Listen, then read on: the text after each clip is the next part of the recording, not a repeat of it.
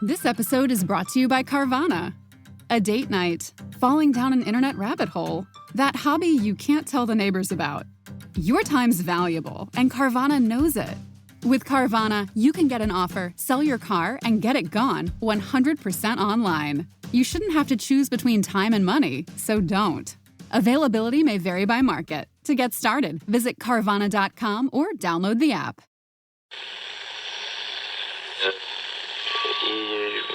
Empire.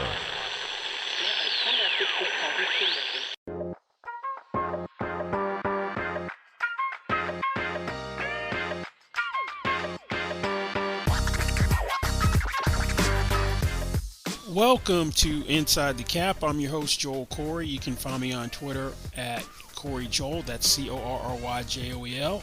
And also read my regular CBSSports.com column, Nathan's take on NFL salary cap and contract matters.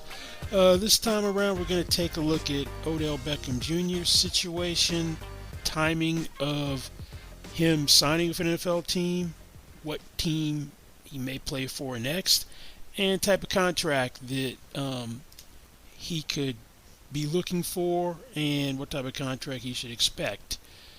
A couple of weeks ago, NFL insider Jay Glazer revealed on Fox Sunday that Beckham had been medically cleared from tearing the ACL on his left knee for a second time. He last tore it in Super Bowl 56 on February 13th.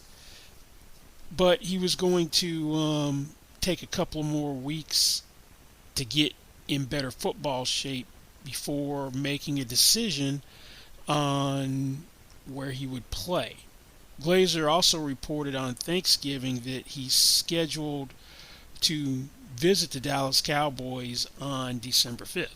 CBS insider Josina Anderson gave us on Thanksgiving the pecking order of his free agent visits in early December.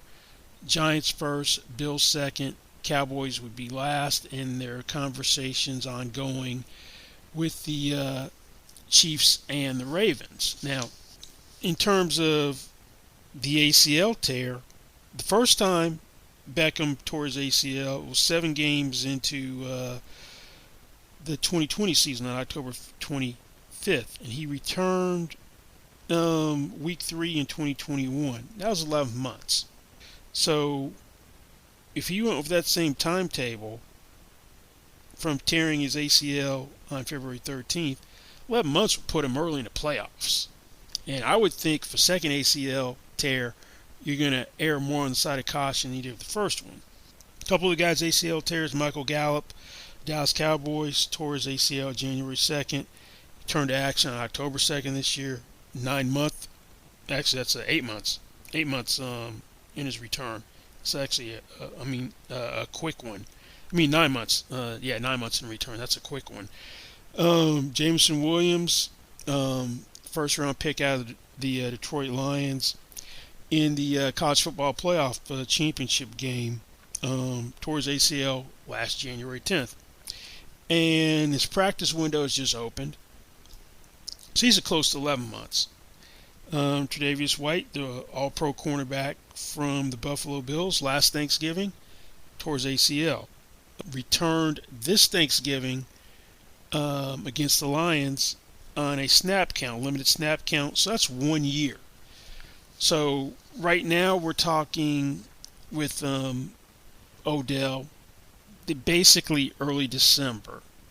So that's putting it at 10 months, which is a more aggressive timetable than the first ACL if he's going to play football this year. Now, one thing I would consider if I represented him, which obviously I don't, is what's the best timing for you to sign in terms of having maximum leverage? Would that be this year? Come back and make a push for a playoff run? Or would it be next year? You'd have a better idea of how teams are going to look if you waited until next year. Also, you'd have more leverage because you'd have a bigger universe of teams that you could consider. You wouldn't be constrained by the salary cap the way you are right now to sign.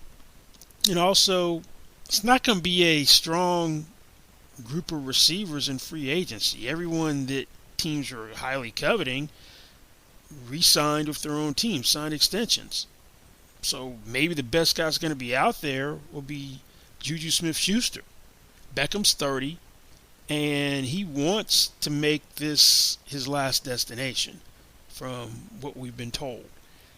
So he's not talking, I'm a hired gun for a playoff run. This is going to be a multi-year deal he wants. And maybe the best chance to get a multi-year deal would be 2023. Wait until after the season, the dust settles, and go from there when we're talking 2023 cap room. But that being said, we're operating under the premise that he wants to play this year and is willing to sign, and there's going to be one of these teams which is going to give him a long-term deal. Now, Adam Schefter reported a couple of weeks ago that he was looking for the prorated amount of $20 million per year for this season.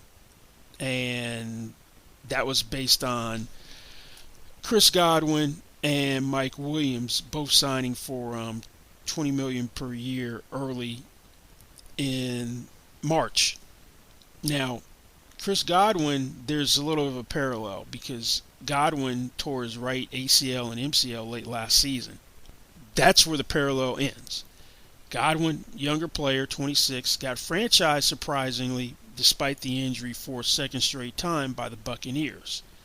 He didn't miss a game this year. He was back. Well, he hasn't missed games for other injuries, but he was back for the regular season opener. So that was really a 9-month time frame for him. Mike Williams signed for 3 years, $60 million, $40 million guaranteed. Right around the before the franchise tag deadline, I think it was March 8th this year. So the Chargers didn't have to make a decision on whether to franchise him. And then Godwin got a nearly identical deal first couple of days of the new league year. There's one big difference between Odell and these guys and what they were doing for their respective teams. Now, Godwin and Williams are really more co-number one receivers in 2021. Godwin had the most targets on the Buccaneers, had more targets than Mike Evans, even though he missed the final 3 regular season games for a knee injury. Led the Buccaneers in receptions and receiving yards in 2021. And Keenan Allen had more targets than Mike Williams, but his 129 targets were tied for 16th last year in the NFL, and he led the Chargers in receiving yards. Most of these teams that are looking at Beckham aren't looking for a co-number one. They're looking at someone who would be number 2. Giants, he would be the clear-cut number 1 there, given they don't have anyone of major consequence in the passing game.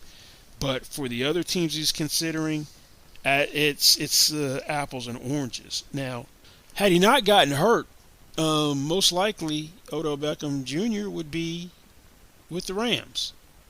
And I tend to think he probably would have signed the contract Allen Robinson got.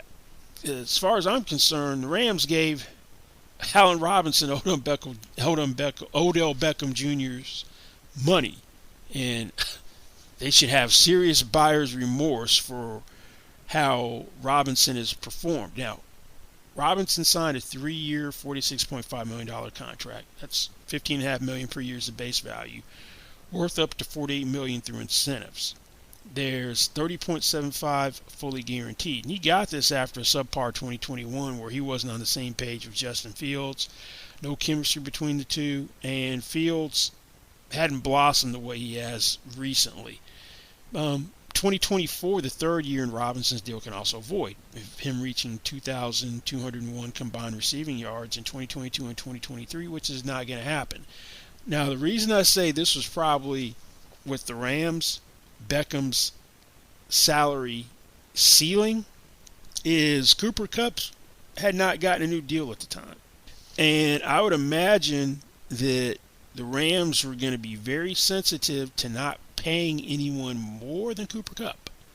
He was 2021's NFL Offensive Player of the Year and arguably had the best year, regular and postseason, for wide receiver in NFL history. And he was on a contract for base value, 3-year extension, base value of $15.75 million per year.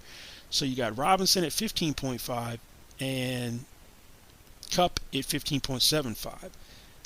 So I would be factoring that in the equation if I'm representing Odell. Now, there are reports that he not only does Odell want prorated amount of $20 million per year, and we'll assume that he's going to sign for the last 5 weeks of the season, 14, 15, 16, 17, 18, those 5 weeks. So the prorated amount of $20 million would be basically $1,111,111. So that's basically a little over $5.5 million for those 5 weeks. I don't know if he's going to get that from anybody. Now, if you look at the going rate of a couple of veterans who just signed, Linval Joseph and Ndamukong Suh, both interior defensive linemen with the Eagles, they signed for the last 8 weeks of the season,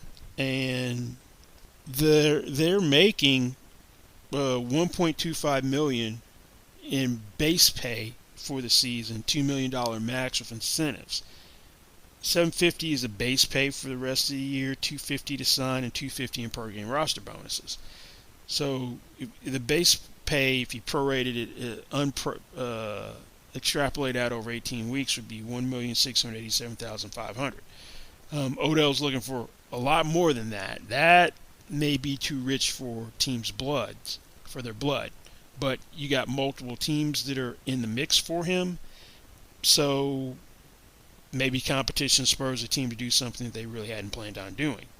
Now, I might be looking more along the lines of basing everything on what I could have gotten had I been healthy and focus on the Allen Robinson deal more than anything else. Now, the teams that he's going to visit have varying cap situations. So if he's talking multi-year deal, the good thing is you don't necessarily need the full amount in cap room because you could give someone a signing bonus and then low base salary and stretch the deal out over multiple years. But if you're talking 5 weeks, Allen Robinson's average of 15.5, then you're talking paying him $861,111 per week. So that's a little over 4.3 for those 5 weeks. Now, if you look at the cap situations, we'll start in order of visits. The New York Giants, according to NFLPA data, have about $2.9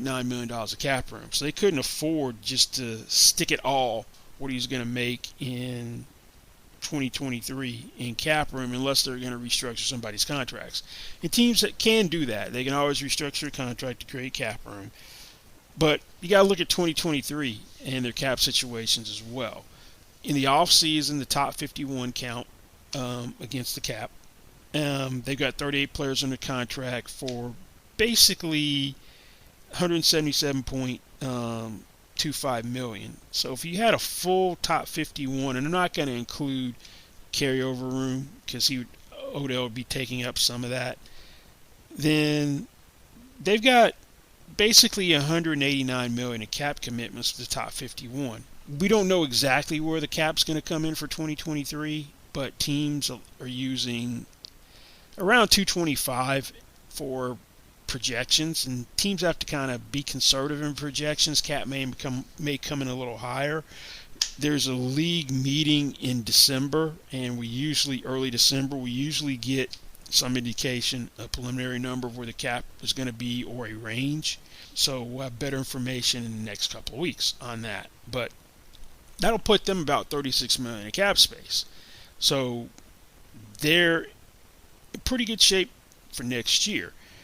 And they're going to be in better shape because this isn't even take into account that Kenny Golladay will not be there. In 2021 free agency, he signed for $72 million over 4 years. There's no more guaranteed money except for his $4.5 million roster bonus that's guaranteed for next year. He's got a $21.4 million cap hit, $18 million in cash. Dead money is going to be $14.7, so you'll pick up $6.7 in cap room getting rid of him. You got Saquon Barkley, who's got an expiring contract, which I presume will be franchised. You have quarterback instability, potentially, because Daniel Jones, expiring contract. Don't know if he'll be back. Out of the 3 teams that he's going to go visit, he is the worst quarterback out of those 3 teams. But Odell played for New York, was drafted by them before he was traded to the Browns, so it's major media market. New York, they're ahead of schedule from everyone thought they would be. Looks like they're still going to make it to playoffs. So 7-4 after losing to Dallas on Thanksgiving Day in what some people call the Odell Beckham Jr. Bowl, because the Cowboys are in hot pursuit as well. This episode is brought to you by Peloton. This year, Peloton is gifting you their best offer of the season. Get up to $300 off accessories like cycling shoes, a heart rate monitor, and more when you purchase a Peloton bike, Bike Plus, or Tread. Whether you have 10 minutes to spare for a strength class or 30 for a cycling class, there's a workout that works for you. To learn more, visit onepeloton.com. All access membership separate. Offer starts November 14th and ends November 28th. Cannot be combined with other offers. See additional terms at onepeloton.com. So let's turn to Buffalo. Von Miller has been one of his chief recruiters, who won a Super Bowl with him last year with the Rams. Now, they have basically $530,000 of cap space. So somebody's contract is going to have to be restructured to even fit Odell in. The next year, they've got a little over $229 million in cap commitments for 36 players. You add in, get to the top 51, you're basically at 243. So you're about $18 million over. Obviously, contracts will be redone, restructured. Best quarterback out of the 3 teams. You got Josh Allen. Nothing more needs to be said there. Stephon Diggs is the number 1, so you're going to be the number 2. And they just gave Stephon Diggs an extension in March. So Gabe Davis will have 1 more year left on his rookie contract, who's the number 2. You're not getting $20 million per year from Buffalo, I wouldn't imagine. Only team that's got 2 $20 million per year receivers, that's the Chargers, and they have a quarterback, Justin Herbert, who is still on his rookie contract, cost contained. Josh Allen, $43 million per year. One of the 5 highest paid players, I think that's number 6 actually, in the NFL. So, let's see, goes Rodgers, Russell Wilson. Yeah, he's 6. He's number 6. So yeah, that'd be a tough ask. Cowboys have the most cap room out of these 3 teams. They have basically $6.375 million of cap room, but 2023 is kind of tough. 43 players on a contract, basically $224 million of cap commitments. So you get the top 51, you're basically at about 231. So you're about $6 million over, but Jerry Jones is no stranger to restructuring contracts. Now, Jerry Jones didn't want to pay Amari Cooper $20 million per year. Shipped him off to Cleveland for a late round pick, and had they not been able to work out a trade, he was going to get cut. They did kick the tires on Brandon Cooks before the November 1 trading deadline, and Cooks signed an 2-year extension for just under $20 million per year during the offseason. He's got $18 million fully guaranteed next year and $35 million over 2 years. The deal didn't get done. Part of it was on what to do with his contract, how much Houston would have to eat to make the trade work. And then you got Michael Gallup coming off the ACL. Gallup is signed to a 5-year, $57.5 million contract, averaging 11.5 point a year, 11.5 a year. Now the deal's worth as much as 62.5 through salary escalators. He has $27 million in guarantees. 23 was fully guaranteed at signing, and he got this coming off of a year with 35 catches, 445 yards, 2 touchdowns in 9 games last season. He missed most of the first half of the year for calf injury before late in the year suffering the ACL tear. Now, the escalator thresholds for him are 70 catches and 1,100 receiving yards. And that's for his 25 and 2026 base salaries. They can escalate by $1.25 million, the 2025 base salaries, if in 2024 he hits 70 catches or 1,100 receiving yards. 70 catches is worth $1.25 million. 1,100 receiving yards is worth $1.25 million. If he does both, it's $2.5. Same escalator in 2026 based on his 2025 performance. So Dallas, I can't see them paying him $20 million a year either. His best bet out of these three teams to me, if money's the most important thing, he's going back to the Giants because they're in a better position to do it. There's more of a desperate need at wide receiver. Granted, Dallas, the receiver position took a hit from last year. They traded Amari Cooper, but they also lost Cedric Wilson when everybody was healthy, was the fourth receiver to the Dolphins in free agency. So it's CeeDee Lamb now, who is really the 2 or co-number 1, the clear-cut 1. Michael Gallup, who was the 3, who's now the 2. Noah Brown is the 3. So, yeah, they do have a need there. And they also incorporate Dalton Schultz, who's playing on a franchise tag, in the passing game as well. So, Giants' biggest need for Odell, to me. Since $20 million per year to me isn't realistic, my real target, which is still ambitious, would be Allen Robinson money. Now, another thing I'd look at if I can't get Allen Robinson is what would be enough to get me to play football this year. Because if the money ain't right, I wouldn't play if I'm Odell. I'd wait until next year and have more time to his pass from the ACL and go from there. The largest 1-year kind of prove-it contract for a receiver went to DJ Chark, who had I think a foot injury last year and with the Jaguars and missed most of the season. 1 year, $10 million, maxes out at 13. So you're talking 5 weeks worth. That's basically 2,775,000 would be the equivalent of 5 weeks of work for his base salary. For his, should say not the base because it's broken up between signing bonus, but of the $10 million. Now, knowing that Dallas probably don't go above Michael Gallup, I would think some sensitivity there.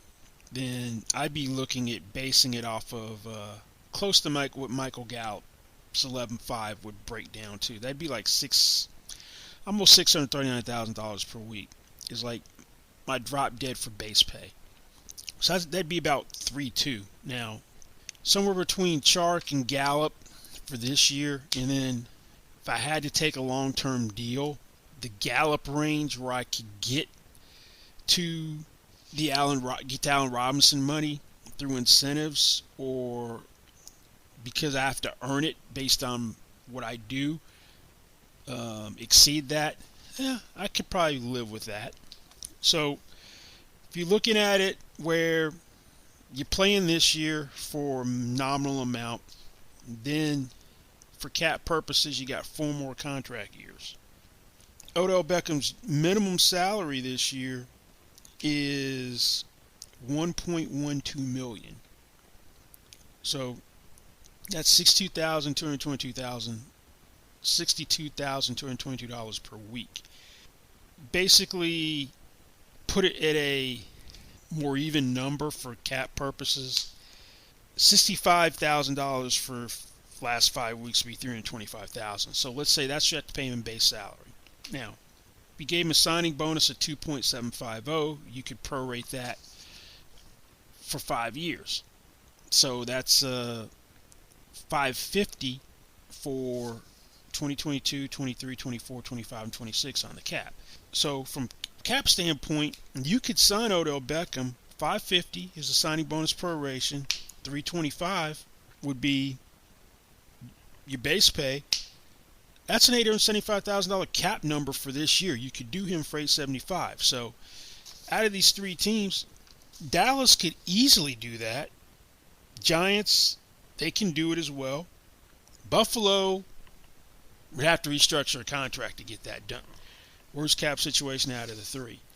Now, if I'm Odell and I'm signing from a structural standpoint, 2023 has to be fully guaranteed at signing.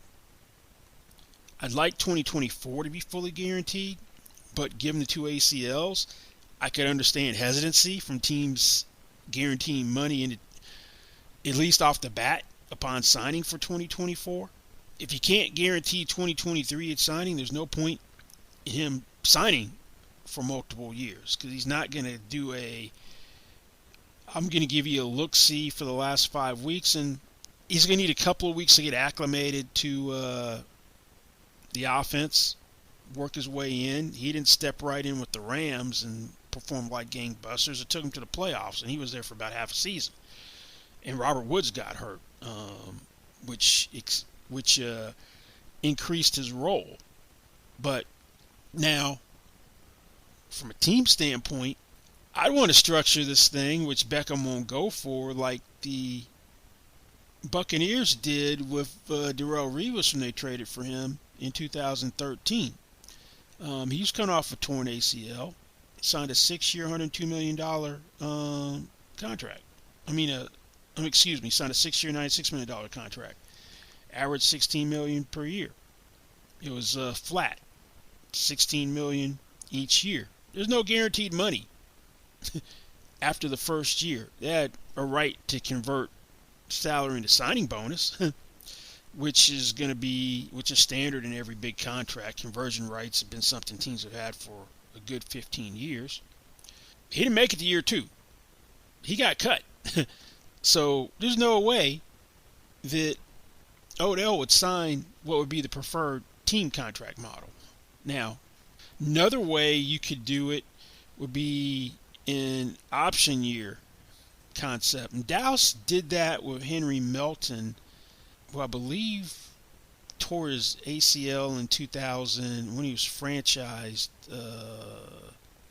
by the Bears in 2013 season. They signed him in 2014 to a deal which paid him a base of $3.5 in 2014, then another $1.5 million in incentives for playtime and sacks, and then there was a nominal amount to exercise an option for 3 additional years, 15, 16, 17.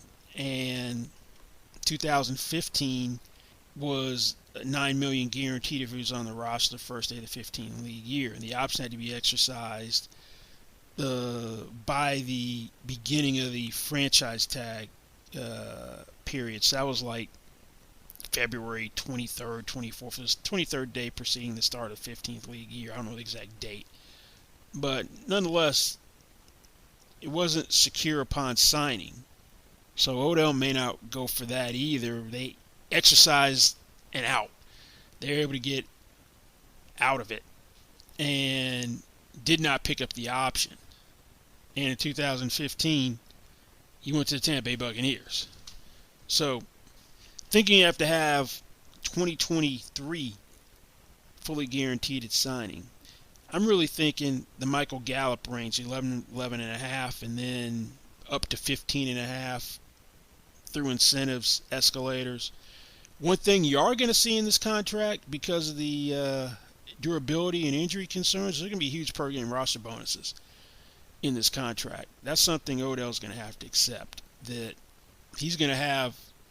By that I mean there's a certain amount per game that he has to be on the 40-man active roster to earn. Gallup has him in his contract. Gallup has $1 million of per game active roster bonuses. That's $58,823.53 per game active.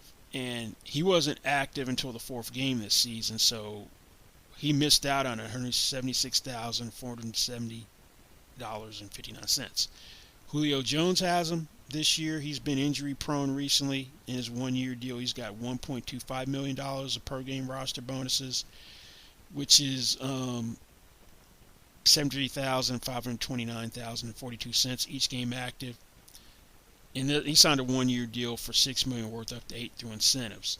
Juju Smith-Schuster has $1.02 million in per game roster bonuses. He missed a significant part of last season with the Steelers for shoulder injury. That's $60,000 per game active. Even the highest paid offensive lineman in football has them. If you sign with the 49ers, you're going to have per game roster bonuses. That's just a matter of course. But he's a free agent. And Trent Williams has $750,000 in annual per game roster bonuses. So let's say you had $850 of per game roster bonuses for Odell Beckham. That'd be $50,000 for each game active. If you had it at 75, then you're talking 75 for each game. That's $1.275 million. So you're going to have per game roster bonuses in this contract at a significant amount. Somewhere, I would say, between that range, most likely. Now, you'd have to have 2023 fully guaranteed. And given, ideally, you'd want the deal front-loaded where you're getting like 15 in 2023 and the money decreases over time. Because you're going to, if we're talking Gallup at 11.5 for, that's 46 over 4 years. So you like 15 in 2023, like 13 in 2024, and it drops. But maybe this has to be a neutral deal, kind of like that the Revis cash flow, where it's 11.5 each year. Now, this 2023 compensation might look like this: you'd want, since you have conversion rights, you could have it fully guaranteed as base salary minus the per game roster bonuses. So let's say there's $850 in per game roster bonuses. You got 11.5. So that's 10.65. You could have 10.65 as base salary fully guaranteed. You really want no offset.